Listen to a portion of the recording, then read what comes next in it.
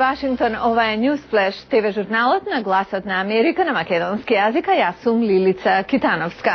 Претседателот Барак Обама денес ги покани републиканците на разговор за здравствената заштита. Ова е тема на денот за која ќе чуеме многу повеќе за некоја минута веднаш по другите вести. Индија вели дека нивните први разговори со Пакистан во 15 месеци значат чекор кон ново градење доверба меѓу државите. Индискиот секретар за надворешни односи, Нурипума Рао, вели дека ќе биде во контакт со пакистанскиот колега Салман Башир по неговата денешна средба во Нью Делхи.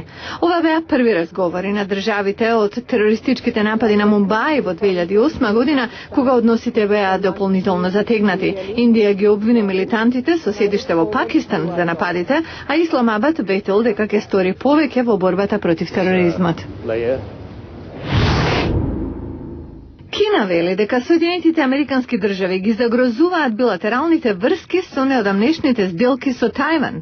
Портпаролот на Кинеското министерство за одбрана кажа дека Вашингтон треба да зборува и делува внимателно по сделката за продажба на оружје вредна 6,4 милиарди долари од САД за Тајван. Пекинг уште се заканува дека ќе ја суспендира целата армиска размена со САД и ќе постави санкции на американски компании кои се инволвирани во тајванската сделка со оружје. Кина островот го смета за дел од кинеска територија. Кит убиец, чуван во популарен воден парк во Флорида, го убил тренерот пред очи на туристи кои чекале да почне представата. Сведоци во паркот SeaWorld велат дека виделе како орка, китот убиец, ја отворил устата, го грабнал тренерот и тој паднал во водата. Локалните власти веруваат дека 40 годишниот тренер, еден од најискусните тренери на животни, се лизнал и паднал во водата кај китот. Сведоци пак која виделе несреќата од подводен прозорец во базенот велат дека жената крварела, а китот ја фрлал со устата како да е играчка.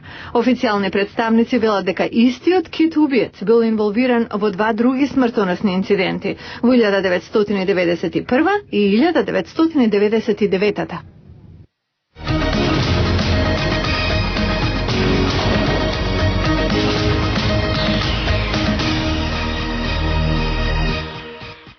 Како што чувме на почетокот, конгресните републиканци денес се поканети од претседателот Барак Обама да разговараат за здравствената реформа. Ова е најнов обид на претседателот да култивира двопартиство во Вашингтон, но ова исто така е изборна година во Соединетите Американски држави и се чини дека двете партии се повеќе фокусирани да ги добијат тие избори отколку да работат заедно. Во продолжение ќе чуеме повеќе за политичката поларизираност на Вашингтон.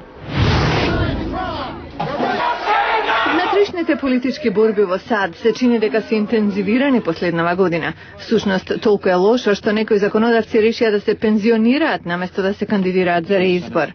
Како демократскиот сенатор Еван Бајх од Индијана. Сакам да работам за народот на Индијана. Сакам да им помагам на нашите граѓани да успеат во животот.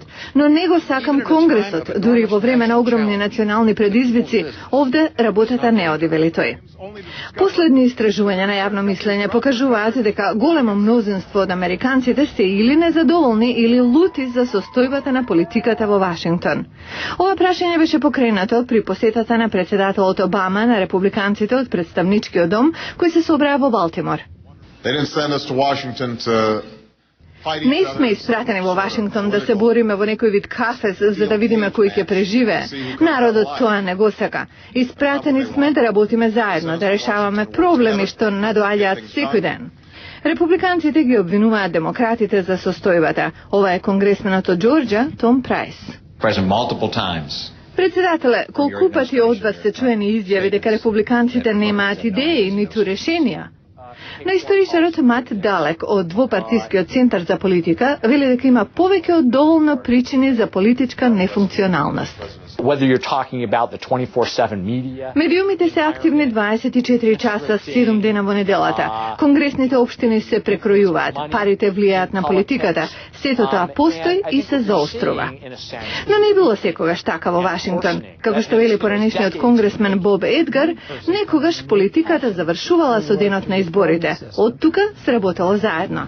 но оваа година тешко е да се замисли дека тоа ќе се случи, особено со победата на републиканец за Сенатот во Масачузетс и веројатноста тие да земат уште повеќе места во ноемвриските избори. Задушувањето со храна е опасно по живот и педиатрите велат премногу често се случува кај децата. За ова тие предлагаат едноставен рецепт, подобри етикети за опасната храна. Добро е што Нейтан Гелдер го знаел универзалниот знак за задушување со храна, кога ручал со другар му Кајден Кондас. И добро е што Кајден знаел што прави. Се задушував и тој на мене изведе Хајмлихов маневар. 8-годишниот Маркис Маккоенс така го има спасено неговиот мал брат, кој се задушувал со паричка. Го грабнав и му го притиснав стомакот. Паричката се изместила, Маркис добил медал за брзо мислење. Така наречениот Хајмлихов маневар изгледа вака. Двете раце ги ставате околу жртвата, правите тупаница со едната и со другата правите движења нагоре во абдоменот на жртвата. Ова е добро да се знае, но доктор Гари Смит, педиатар, вели дека многу видови храна се едноставно опасни за деца, како грозје, пуканки, кренвишли, особено последните. Врвот на кренвишла е совршен затворач на душникот. Толку добро може да се заглави, што за неколку минути може да донесе смрт заради недостиг на кислород.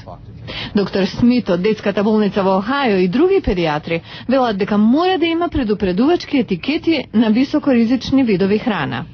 Всушност, Американската академија на педиатри бара производителите да ја променат формата и големината на опасната храна.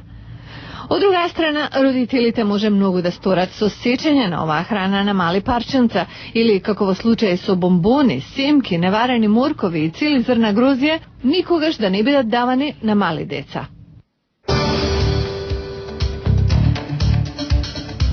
Утре во Newsflash, магијата на магионичарот.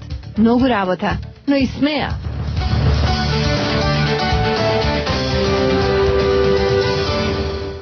Го гледавте Newsflash на Гласот на Америка на македонски јазик, а јас сум Лилица Китановска од студиото во Вашингтон. До гледање.